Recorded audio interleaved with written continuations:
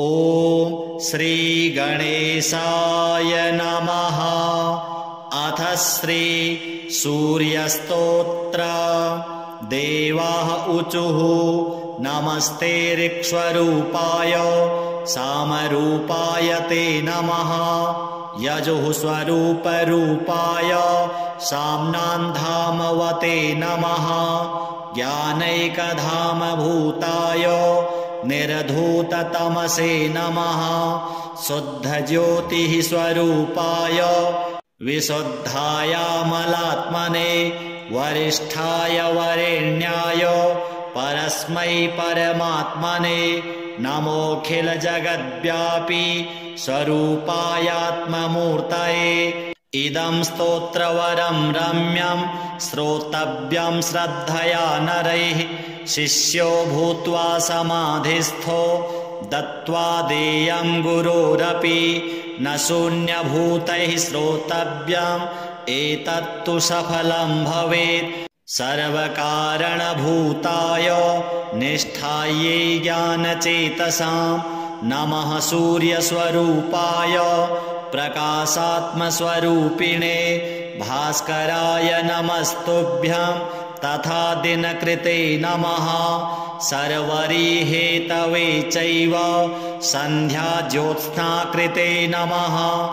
त्वं सर्वमेतद्भगवन् जगदुद्भ्रमता त्वया भ्रमत्याविद्धमखिलं ब्रह्माण्डं सचराचरम्। त्वदंशुभिरिदं स्पृष्टं सर्वं सञ्जायते शुचि क्रियते त्वत्करैः स्पर्शान् जलादीनां पवित्रता। होमदानादिको धर्मो नोपकाराय जायते तावद्यावन्न संयोगी जगदेतत्त्वदंशुभिः। ऋचस्ते सकला हेता यजुंसेतानि चान्यतः सकलानि च सामानि निपतन्ति त्वदङ्गतः। ऋङ्मयस्त्वं जगन्नाथ त्वमेव च यजुर्मयः। यतः साममयश्चैव ततो नाथ त्रयीमयः। त्वमेव ब्रह्मणो रूपं परं चापरमेव च मूर्तामूर्तस्तथा सूक्ष्मः स्थूलरूपस्तथा स्थितः। निमेषकाष्ठादिमयः कालरूपः क्षयात्मकः। प्रसीद स्वेच्छया रूपं स्वतेजः समनं कुरु। श्रीसूर्यदेवार्पणमस्तु। देवाः ऊचुः नमस्ते ऋक्स्वरूपाय सामरूपाय ते नमः। यजुः स्वरूपरूपाय साम्नान्धामवते नमः। ज्ञानैकधामभूताय निर्धूततमसे नमः। शुद्धज्योतिः स्वरूपाय विशुद्धायामलात्मने वरिष्ठाय वरेण्याय परस्मै परमात्मने नमोऽखिलजगद्व्यापी स्वरूपायात्ममूर्तये। इदं स्तोत्रवरं रम्यं श्रोतव्यं श्रद्धया नरैः। शिष्यो भूत्वा समाधिस्थो दत्त्वा देयं गुरोरपि न शून्यभूतैः श्रोतव्यम् एतत्तु सफलं भवेत्। सर्वकारणभूताय निष्ठायै ज्ञानचेतसां नमः। सूर्यस्वरूपाय प्रकाशात्मस्वरूपिणे भास्कराय नमस्तुभ्यं तथा दिनकृते नमः। सर्वरीहेतवे चैव सन्ध्याज्योत्स्नाकृते नमः। त्वं सर्वमेतद्भगवन् जगदुद्भ्रमता त्वया भ्रमत्याविद्धमखिलं ब्रह्माण्डं सचराचरम्।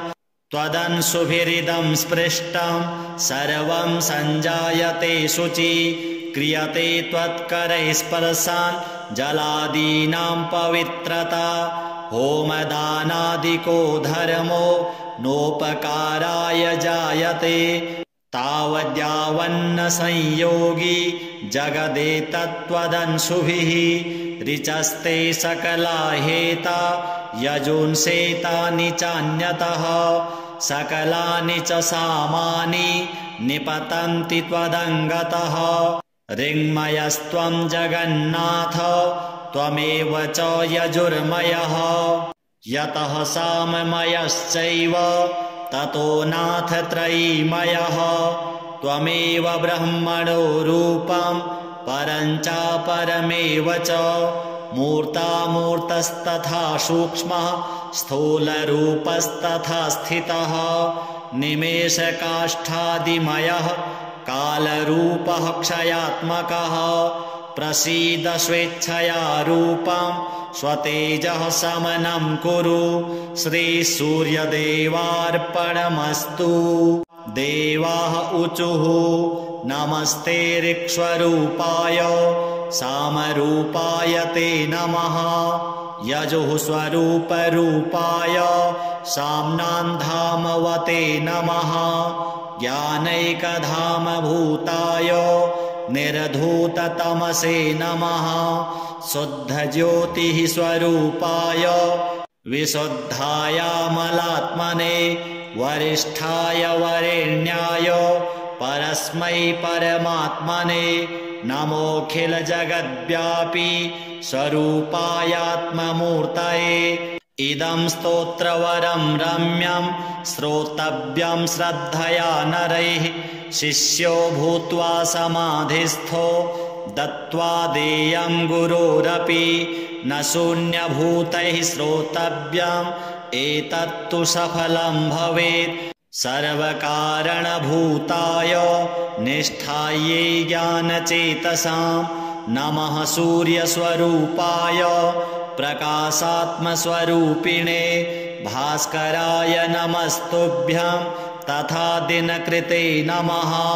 सर्वरीहेतवे चैव सन्ध्याज्योत्स्नाकृते नमः त्वं सर्वमेतद्भगवन् जगदुद्भ्रमता त्वया भ्रमत्या विद्धमखिलं ब्रह्माण्डं सचराचरं त्वदंशुभिरिदं स्पृष्टं सर्वं सञ्जायते शुचि क्रियते त्वत्करैः स्पर्शान् जलादीनां पवित्रता होमदानादिको धर्मो नोपकाराय जायते तावद्यावन्न संयोगी जगदेतत्त्वदंशुभिः ऋचस्ते सकला हेता यजुंसेतानि चान्यतः सकलानि च सामानि निपतन्ति त्वदङ्गतः ऋङ्मयस्त्वं जगन्नाथ त्वमेव च यजुर्मयः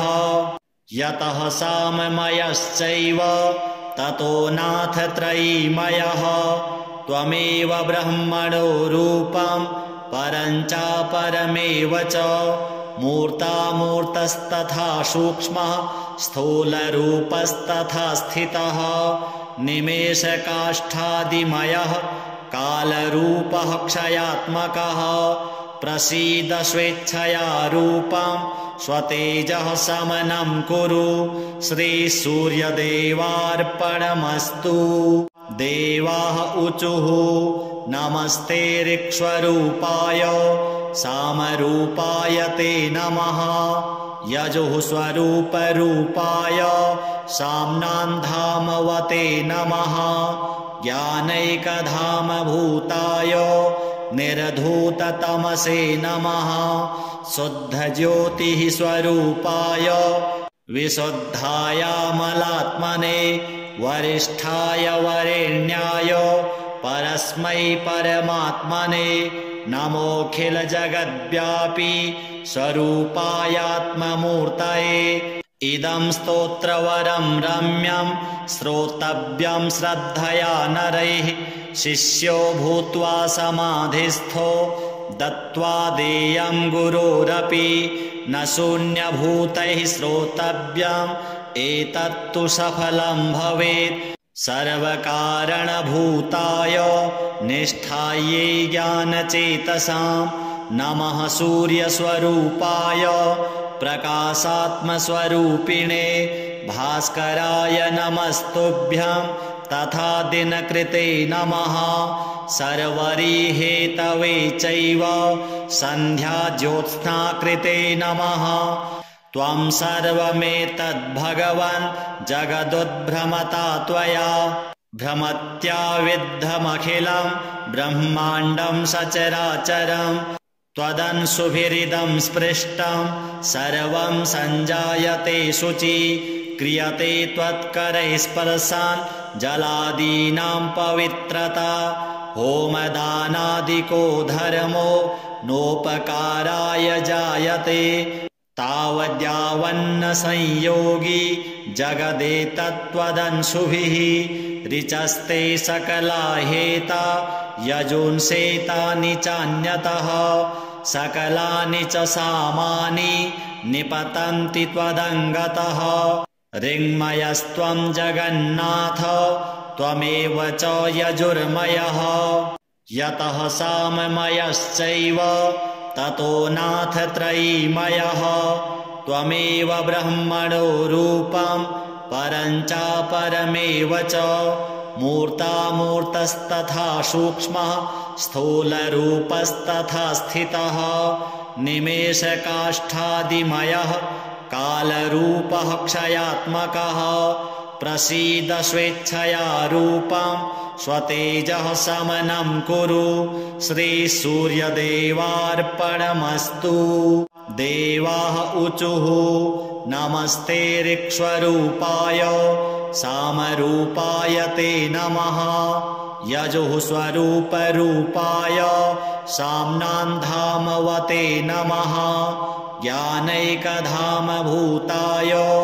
निर्धूततमसे नमः शुद्धज्योतिः स्वरूपाय विशुद्धायामलात्मने वरिष्ठाय वरेण्याय परस्मै परमात्मने नमोऽखिलजगद्व्यापी स्वरूपायात्ममूर्तये इदं स्तोत्रवरं रम्यं श्रोतव्यं श्रद्धया नरैः शिष्यो भूत्वा समाधिस्थो दत्त्वा देयं गुरोरपि न शून्यभूतैः श्रोतव्यम् एतत्तु सफलं भवेत् सर्वकारणभूताय निष्ठायै ज्ञानचेतसां नमः सूर्यस्वरूपाय प्रकाशात्मस्वरूपिणे भास्कराय नमस्तुभ्यं तथा दिनकृते नमः सर्वरीहेतवे चैव सन्ध्याज्योत्स्नाकृते नमः त्वं सर्वमेतद्भगवन् जगदुद्भ्रमता त्वया भ्रमत्याविद्धमखिलं ब्रह्माण्डं सचराचरं त्वदंशुभिरिदं स्पृष्टं सर्वं सञ्जायते शुचि क्रियते त्वत्करैः स्पर्शान् जलादीनां पवित्रता होमदानादिको धर्मो नोपकाराय जायते तावद्यावन्न संयोगी जगदेतत्त्वदंशुभिः ऋचस्ते सकला हेता यजुंसेतानि चान्यतः सकलानि च सामानि निपतन्ति त्वदङ्गतः ऋङ्मयस्त्वं जगन्नाथ त्वमेव च यजुर्मयः यतः साममयश्चैव ततो नाथ त्रयीमयः त्वमेव ब्रह्मणो रूपं परं चापरमेव च मूर्तामूर्तस्तथा सूक्ष्मः स्थूलरूपस्तथा स्थितः निमेषकाष्ठादिमयः कालरूपः क्षयात्मकः प्रसीद स्वेच्छया रूपं स्वतेजः समनं कुरु श्रीसूर्यदेवार्पणमस्तु देवाः ऊचुः नमस्ते ऋक्स्वरूपाय सामरूपाय ते नमः यजुः स्वरूपरूपाय साम्नान्धामवते नमः ज्ञानैकधामभूताय निर्धूततमसे नमः शुद्धज्योतिः स्वरूपाय विशुद्धायामलात्मने वरिष्ठाय वरेण्याय परस्मै परमात्मने नमोऽखिलजगद्व्यापी स्वरूपायात्ममूर्तये इदं स्तोत्रवरं रम्यं श्रोतव्यं श्रद्धया नरैः शिष्यो भूत्वा समाधिस्थो दत्त्वा देयं गुरोरपि न शून्यभूतैः श्रोतव्यम् एतत्तु सफलं भवेत् सर्वकारणभूताय निष्ठायै ज्ञानचेतसां नमः सूर्यस्वरूपाय प्रकाशात्मस्वरूपिणे भास्कराय नमस्तुभ्यं तथा दिनकृते नमः सर्वरीहेतवे चैव सन्ध्याज्योत्स्नाकृते नमः त्वं सर्वमेतद्भगवन् जगदुद्भ्रमता त्वया भ्रमत्याविद्धमखिलं ब्रह्माण्डं सचराचरं त्वदंशुभिरिदं स्पृष्टं सर्वं सञ्जायते शुचि क्रियते त्वत्करैः स्पर्शान् जलादीनां पवित्रता होमदानादिको धर्मो नोपकाराय जायते तावद्यावन्न संयोगी जगदेतत्त्वदंशुभिः ऋचस्ते सकला हेता यजुंसेतानि चान्यतः सकलानि च सामानि निपतन्ति त्वदङ्गतः ऋङ्मयस्त्वं जगन्नाथ त्वमेव च यजुर्मयः यतः साममयश्चैव ततो नाथ त्रयीमयः त्वमेव ब्रह्मणो रूपं परं चापरमेव च मूर्तामूर्तस्तथा सूक्ष्मः स्थूलरूपस्तथा स्थितः निमेषकाष्ठादिमयः कालरूपः क्षयात्मकः प्रसीद स्वेच्छया रूपं स्वतेजः समनं कुरु श्रीसूर्यदेवार्पणमस्तु देवाः ऊचुः नमस्ते ऋक्स्वरूपाय सामरूपाय ते नमः यजुः स्वरूपरूपाय साम्नान्धामवते नमः ज्ञानैकधामभूताय निर्धूततमसे नमः शुद्धज्योतिः स्वरूपाय विशुद्धायामलात्मने वरिष्ठाय वरेण्याय परस्मै परमात्मने नमोऽखिलजगद्व्यापी स्वरूपायात्ममूर्तये इदं स्तोत्रवरं रम्यं श्रोतव्यं श्रद्धया नरैः शिष्यो भूत्वा समाधिस्थो दत्त्वा देयं गुरोरपि न शून्यभूतैः श्रोतव्यम् एतत्तु सफलं भवेत् सर्वकारणभूताय निष्ठायै ज्ञानचेतसां नमः सूर्यस्वरूपाय प्रकाशात्मस्वरूपिणे भास्कराय नमस्तुभ्यं तथा दिनकृते नमः सर्वरीहेतवे चैव सन्ध्याज्योत्स्नाकृते नमः त्वं सर्वमेतद्भगवन्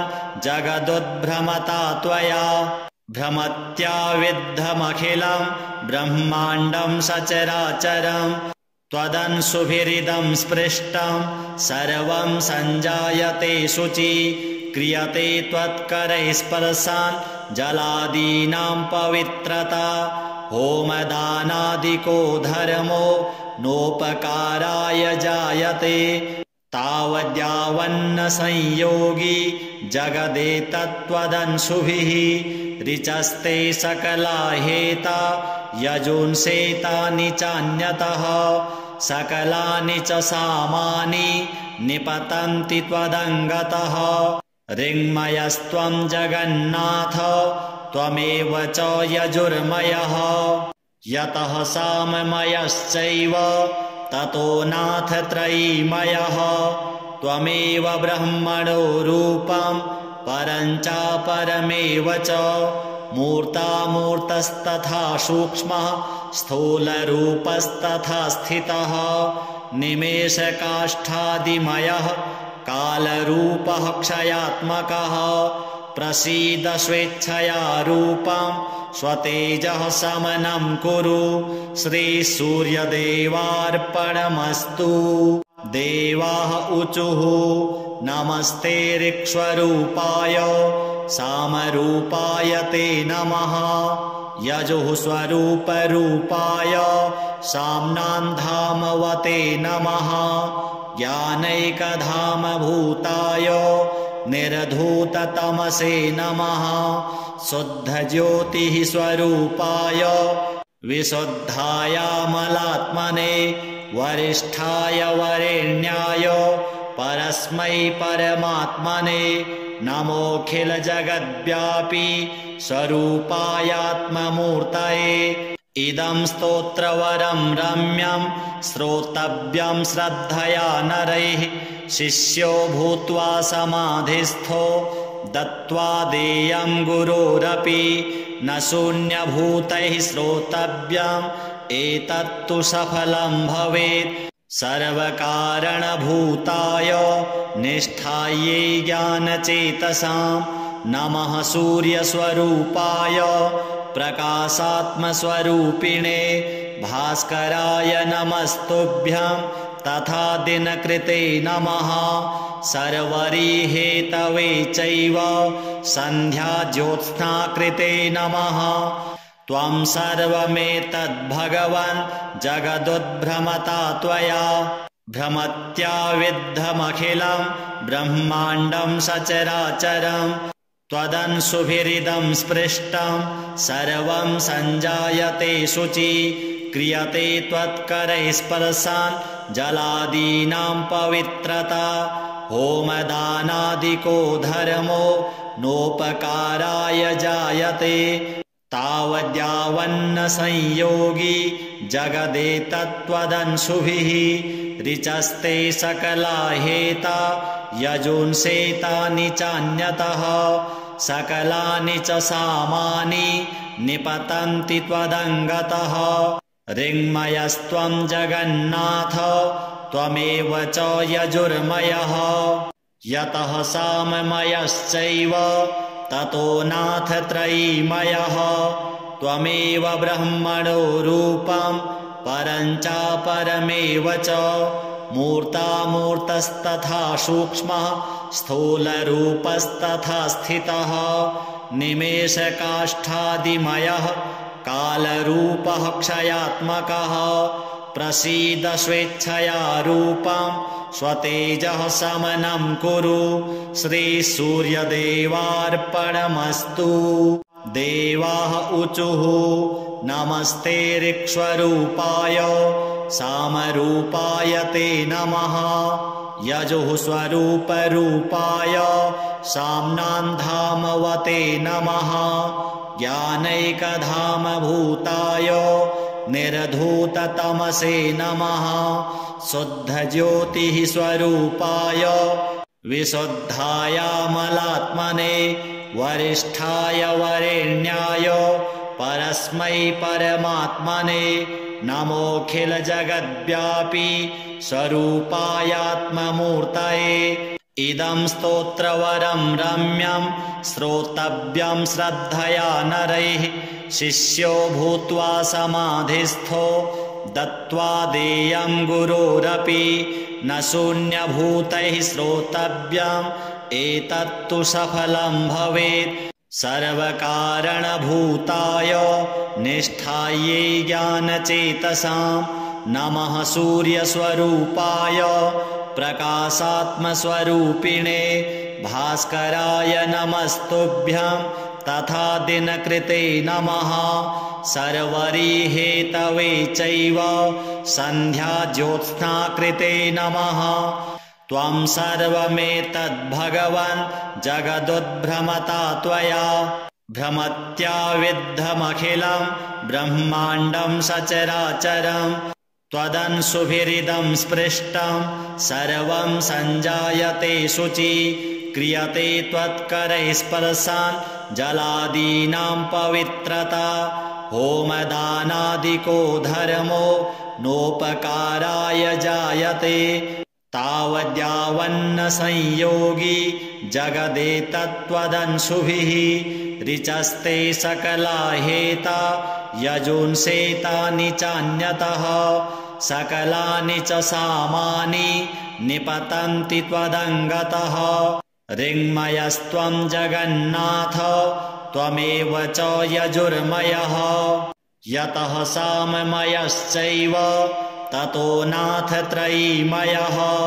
त्वमेव ब्रह्मणो रूपं परं चापरमेव च मूर्तामूर्तस्तथा सूक्ष्मः स्थूलरूपस्तथा स्थितः निमेषकाष्ठादिमयः कालरूपः क्षयात्मकः प्रसीद स्वेच्छया रूपं स्वतेजः समनं कुरु श्रीसूर्यदेवार्पणमस्तु।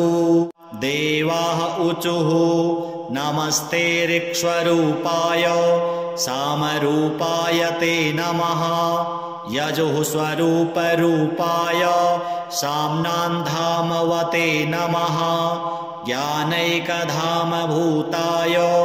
निर्धूततमसे नमः शुद्धज्योतिः स्वरूपाय विशुद्धायामलात्मने वरिष्ठाय वरेण्याय परस्मै परमात्मने नमोऽखिलजगद्व्यापी स्वरूपायात्ममूर्तये इदं स्तोत्रवरं रम्यं श्रोतव्यं श्रद्धया नरैः शिष्यो भूत्वा समाधिस्थो दत्त्वा देयं गुरोरपि न शून्यभूतैः श्रोतव्यम् एतत्तु सफलं भवेत् सर्वकारणभूताय निष्ठायै ज्ञानचेतसां नमः सूर्यस्वरूपाय प्रकाशात्मस्वरूपिणे भास्कराय नमस्तुभ्यं तथा दिनकृते नमः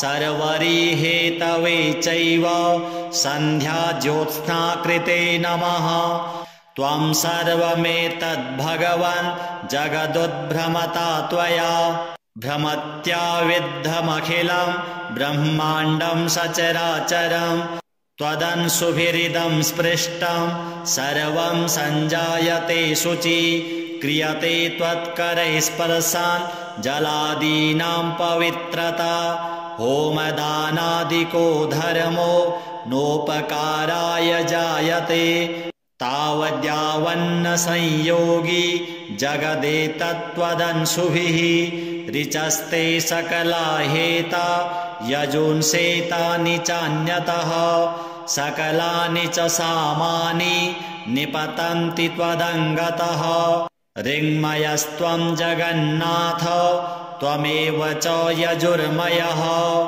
यतः साममयश्चैव ततो नाथ त्रयीमयः त्वमेव ब्रह्मणो रूपं परं चापरमेव च मूर्तामूर्तस्तथा सूक्ष्मः स्थूलरूपस्तथा स्थितः निमेषकाष्ठादिमयः कालरूपः क्षयात्मकः प्रसीद स्वेच्छया रूपं स्वतेजः समनं कुरु श्रीसूर्यदेवार्पणमस्तु।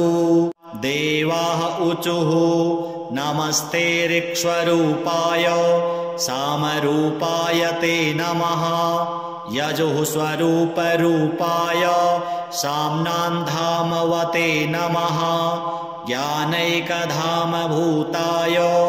निर्धूततमसे नमः शुद्धज्योतिः स्वरूपाय विशुद्धायामलात्मने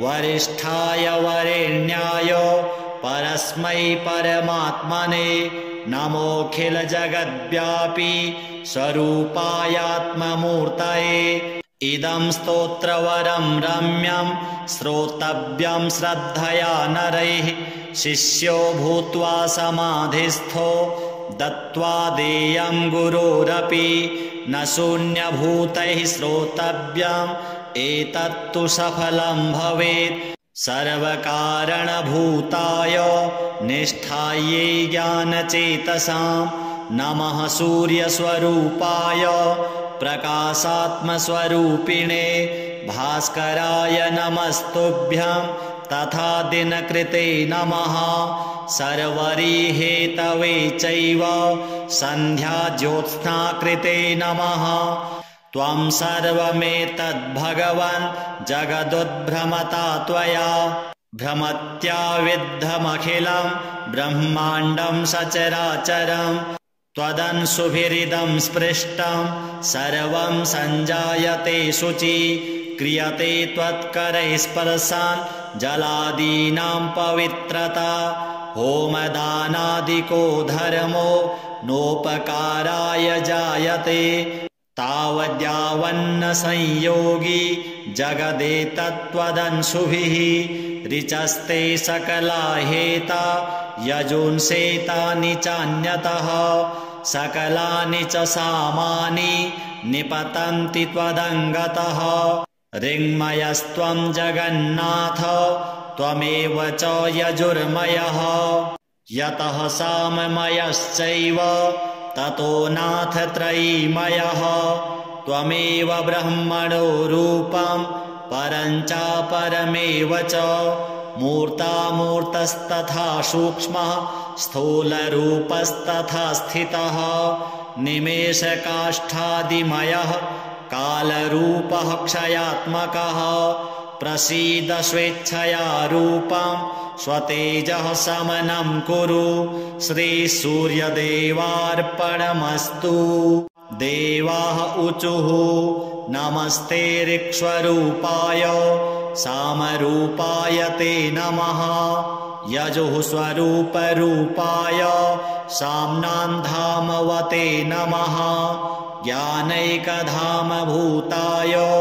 निर्धूततमसे नमः शुद्धज्योतिः स्वरूपाय विशुद्धायामलात्मने वरिष्ठाय वरेण्याय परस्मै परमात्मने नमोऽखिलजगद्व्यापी स्वरूपायात्ममूर्तये इदं स्तोत्रवरं रम्यं श्रोतव्यं श्रद्धया नरैः शिष्यो भूत्वा समाधिस्थो दत्त्वा देयं गुरोरपि न शून्यभूतैः श्रोतव्यम् एतत्तु सफलं भवेत् सर्वकारणभूताय निष्ठायै ज्ञानचेतसां नमः सूर्यस्वरूपाय प्रकाशात्मस्वरूपिणे भास्कराय नमस्तुभ्यं तथा दिनकृते नमः सर्वरीहेतवे चैव सन्ध्याज्योत्स्नाकृते नमः त्वं सर्वमेतद्भगवन् जगदुद्भ्रमता त्वया भ्रमत्या विद्धमखिलं ब्रह्माण्डं सचराचरं त्वदंशुभिरिदं स्पृष्टं सर्वं सञ्जायते शुचि क्रियते त्वत्करैस्पर्शान् जलादीनां पवित्रता होमदानादिको धर्मो नोपकाराय जायते तावद्यावन्न संयोगी जगदेतत्त्वदंशुभिः ऋचस्ते सकला हेता यजुंसेतानि चान्यतः सकलानि च सामानि निपतन्ति त्वदङ्गतः ऋङ्मयस्त्वं जगन्नाथ त्वमेव च यजुर्मयः यतः साममयश्चैव ततो नाथ त्रयीमयः त्वमेव ब्रह्मणो रूपं परं चापरमेव च मूर्तामूर्तस्तथा सूक्ष्मः स्थूलरूपस्तथा स्थितः निमेषकाष्ठादिमयः कालरूपः क्षयात्मकः प्रसीद स्वेच्छया रूपं स्वतेजः समनं कुरु श्रीसूर्यदेवार्पणमस्तु देवाः ऊचुः नमस्ते ऋक्स्वरूपाय सामरूपाय ते नमः यजुः स्वरूपरूपाय साम्नान्धामवते नमः ज्ञानैकधामभूताय निर्धूततमसे नमः शुद्धज्योतिः स्वरूपाय विशुद्धायामलात्मने वरिष्ठाय वरेण्याय परस्मै परमात्मने नमोऽखिलजगद्व्यापी स्वरूपायात्ममूर्तये इदं स्तोत्रवरं रम्यं श्रोतव्यं श्रद्धया नरैः शिष्यो भूत्वा समाधिस्थो दत्त्वा देयं गुरोरपि न शून्यभूतैः श्रोतव्यम् एतत्तु सफलं भवेत् सर्वकारणभूताय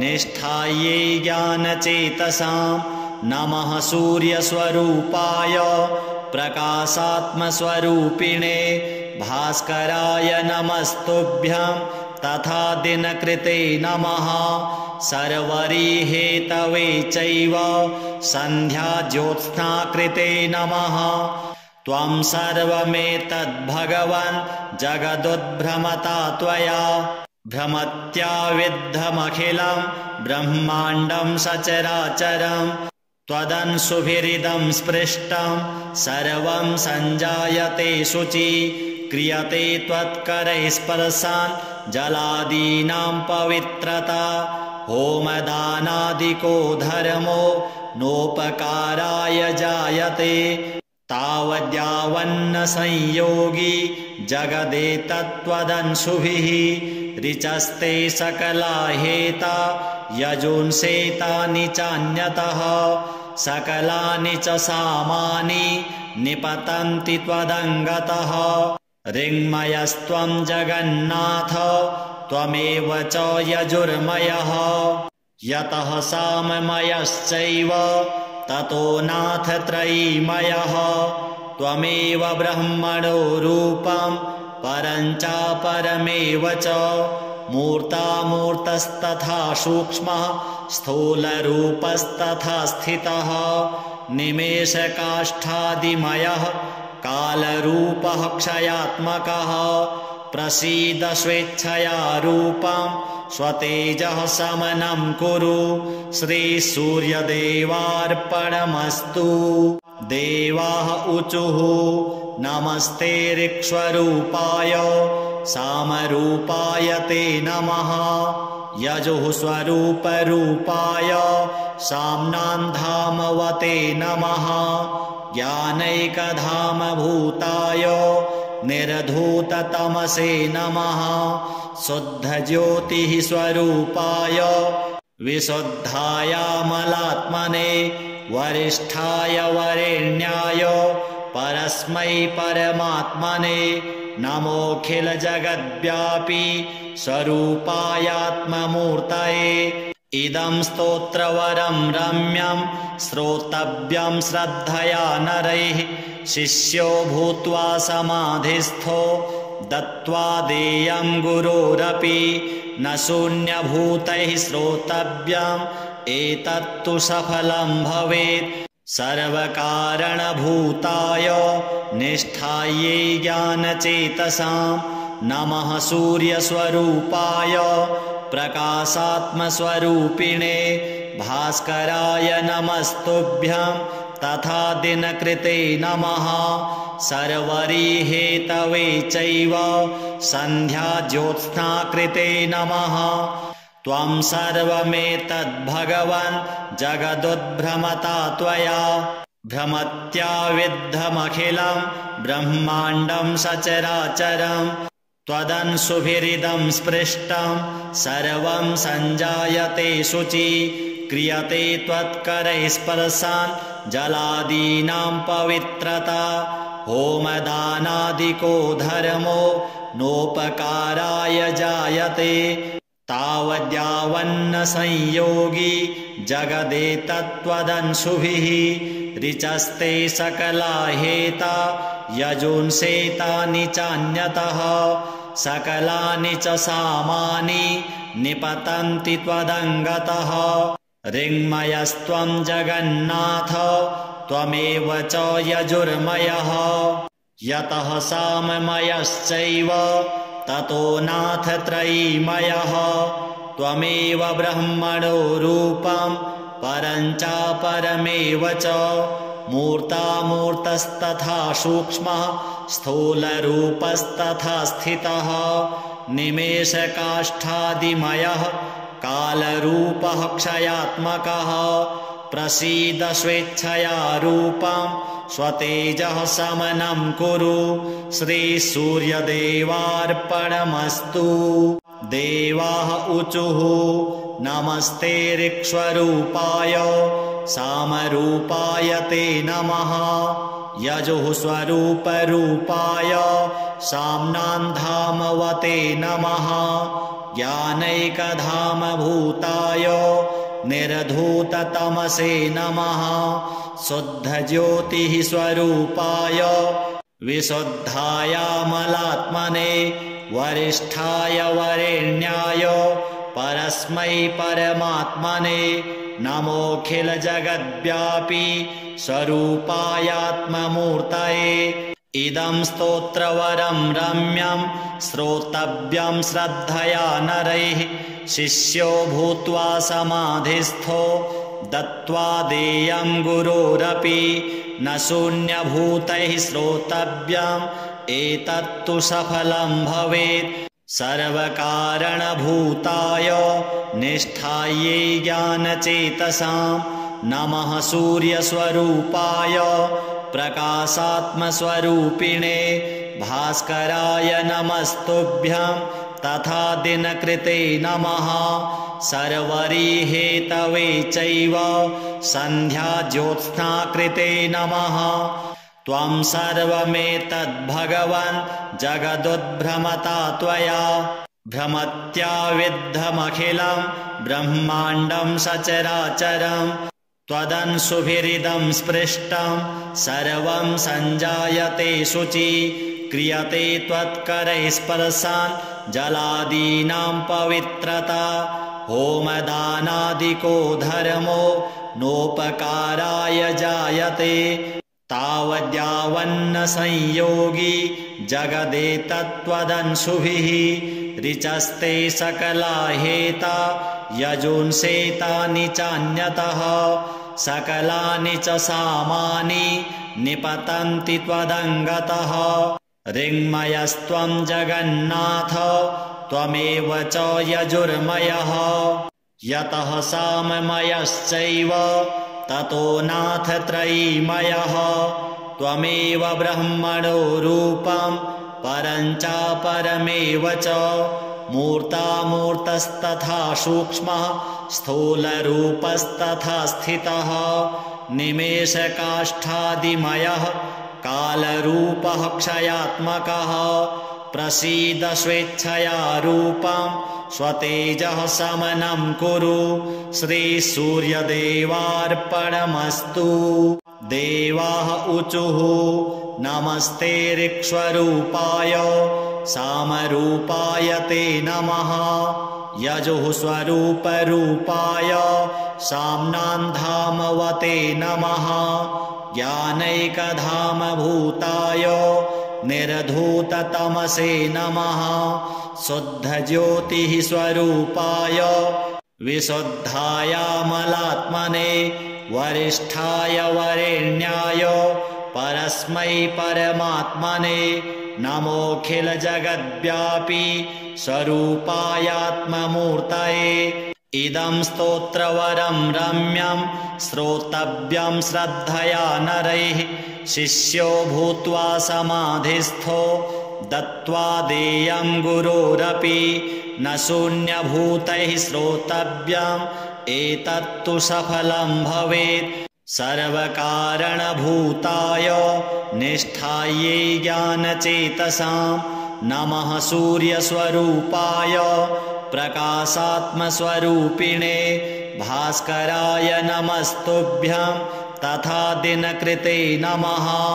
सर्वरीहेतवे चैव सन्ध्याज्योत्स्नाकृते नमः त्वं सर्वमेतद्भगवन् जगदुद्भ्रमता त्वया भ्रमत्याविद्धमखिलं ब्रह्माण्डं सचराचरं त्वदंशुभिरिदं स्पृष्टं सर्वं सञ्जायते शुचि क्रियते त्वत्करैः स्पर्शान् जलादीनां पवित्रता होमदानादिको धर्मो नोपकाराय जायते तावद्यावन्न संयोगी जगदेतत्त्वदंशुभिः ऋचस्ते सकला हेता यजुंसेतानि चान्यतः सकलानि च सामानि निपतन्ति त्वदङ्गतः ऋङ्मयस्त्वं जगन्नाथ त्वमेव च यजुर्मयः यतः साममयश्चैव ततो नाथ त्रयीमयः त्वमेव ब्रह्मणो रूपं परं चापरमेव च मूर्तामूर्तस्तथा सूक्ष्मः स्थूलरूपस्तथा स्थितः निमेषकाष्ठादिमयः कालरूपः क्षयात्मकः प्रसीद स्वेच्छया रूपं स्वतेजः समनं कुरु श्रीसूर्यदेवार्पणमस्तु। देवाः ऊचुः नमस्ते ऋक्स्वरूपाय सामरूपाय ते नमः यजुः स्वरूपरूपाय साम्नान्धामवते नमः ज्ञानैकधामभूताय निर्धूततमसे नमः शुद्धज्योतिः स्वरूपाय विशुद्धायामलात्मने वरिष्ठाय वरेण्याय परस्मै परमात्मने नमोऽखिलजगद्व्यापी स्वरूपायात्ममूर्तये इदं स्तोत्रवरं रम्यं श्रोतव्यं श्रद्धया नरैः शिष्यो भूत्वा समाधिस्थो दत्त्वा देयं गुरोरपि न शून्यभूतैः श्रोतव्यम् एतत्तु सफलं भवेत् सर्वकारणभूताय निष्ठायै ज्ञानचेतसां नमः सूर्यस्वरूपाय प्रकाशात्मस्वरूपिणे भास्कराय नमस्तुभ्यं तथा दिनकृते नमः सर्वरीहेतवे चैव सन्ध्याज्योत्स्नाकृते नमः त्वं सर्वमेतद्भगवन् जगदुद्भ्रमता त्वया भ्रमत्याविद्धमखिलं ब्रह्माण्डं सचराचरं त्वदंशुभिरिदं स्पृष्टं सर्वं सञ्जायते शुचि क्रियते त्वत्करैः स्पर्शान् जलादीनां पवित्रता होमदानादिको धर्मो नोपकाराय जायते तावद्यावन्न संयोगी जगदेतत्त्वदंशुभिः ऋचस्ते सकला हेता यजुंसेतानि चान्यतः सकलानि च सामानि निपतन्ति त्वदङ्गतः ऋङ्मयस्त्वं जगन्नाथ त्वमेव च यजुर्मयः यतः साममयश्चैव ततो नाथ त्रयीमयः त्वमेव ब्रह्मणो रूपं परं चापरमेव च मूर्तामूर्तस्तथा सूक्ष्मः स्थूलरूपस्तथा स्थितः निमेषकाष्ठादिमयः कालरूपः क्षयात्मकः प्रसीद स्वेच्छया रूपं स्वतेजः समनं कुरु श्रीसूर्यदेवार्पणमस्तु। देवाः ऊचुः नमस्ते ऋक्स्वरूपाय सामरूपाय ते नमः यजुः स्वरूपरूपाय साम्नान्धामवते नमः ज्ञानैकधामभूताय निर्धूततमसे नमः शुद्धज्योतिः स्वरूपाय विशुद्धायामलात्मने वरिष्ठाय वरेण्याय परस्मै परमात्मने नमोऽखिलजगद्व्यापी स्वरूपायात्ममूर्तये इदं स्तोत्रवरं रम्यं श्रोतव्यं श्रद्धया नरैः शिष्यो भूत्वा समाधिस्थो दत्त्वा देयं गुरोरपि न शून्यभूतैः श्रोतव्यम् एतत्तु सफलं भवेत् सर्वकारणभूताय निष्ठायै ज्ञानचेतसां नमः सूर्यस्वरूपाय प्रकाशात्मस्वरूपिणे भास्कराय नमस्तुभ्यं तथा दिनकृते नमः सर्वरीहेतवे चैव सन्ध्याज्योत्स्नाकृते नमः त्वं सर्वमेतद्भगवन् जगदुद्भ्रमता त्वया भ्रमत्या विद्धमखिलं ब्रह्माण्डं सचराचरं त्वदंशुभिरिदं स्पृष्टं सर्वं सञ्जायते शुचि क्रियते त्वत्करैः स्पर्शान् जलादीनां पवित्रता होमदानादिको धर्मो नोपकाराय जायते तावद्यावन्न संयोगी जगदेतत्त्वदंशुभिः ऋचस्ते सकला हेता यजुंसेतानि चान्यतः सकलानि च सामानि निपतन्ति त्वदङ्गतः ऋङ्मयस्त्वं जगन्नाथ त्वमेव च यजुर्मयः यतः साममयश्चैव ततो नाथ त्रयीमयः त्वमेव ब्रह्मणो रूपं परं चापरमेव च मूर्तामूर्तस्तथा सूक्ष्मः स्थूलरूपस्तथा स्थितः निमेषकाष्ठादिमयः कालरूपः क्षयात्मकः प्रसीद स्वेच्छया रूपं स्वतेजः समनं कुरु श्रीसूर्यदेवार्पणमस्तु देवाः ऊचुः नमस्ते ऋक्स्वरूपाय सामरूपाय ते नमः यजुः स्वरूपरूपाय साम्नान्धामवते नमः ज्ञानैकधामभूताय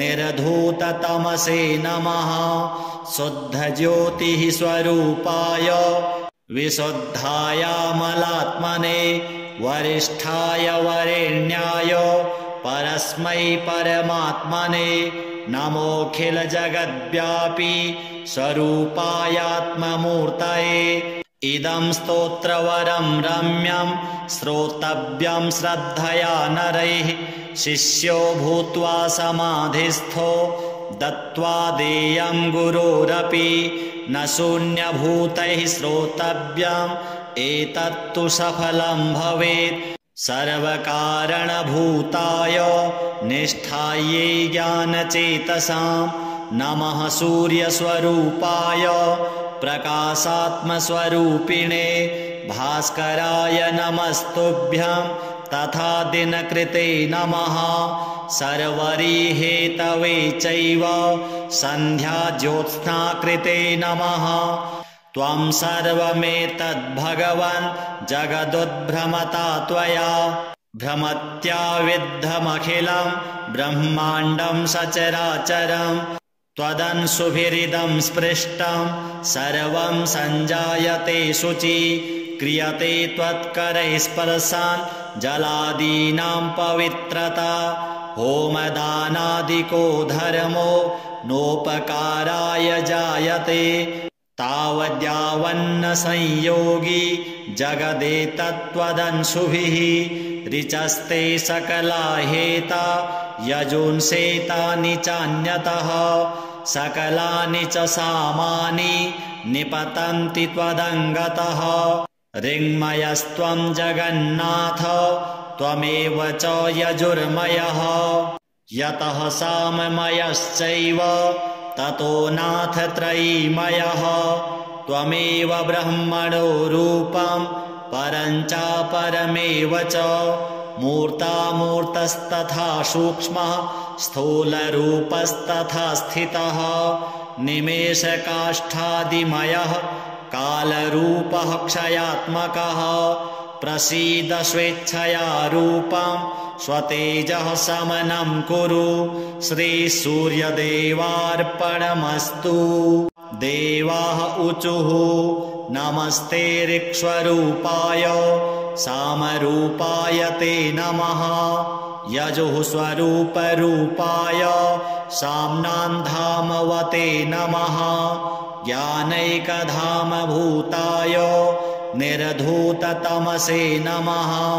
शुद्धज्योतिः स्वरूपाय विशुद्धायामलात्मने वरिष्ठाय वरेण्याय परस्मै परमात्मने नमोऽखिलजगद्व्यापी स्वरूपायात्ममूर्तये। इदं स्तोत्रवरं रम्यं श्रोतव्यं श्रद्धया नरैः।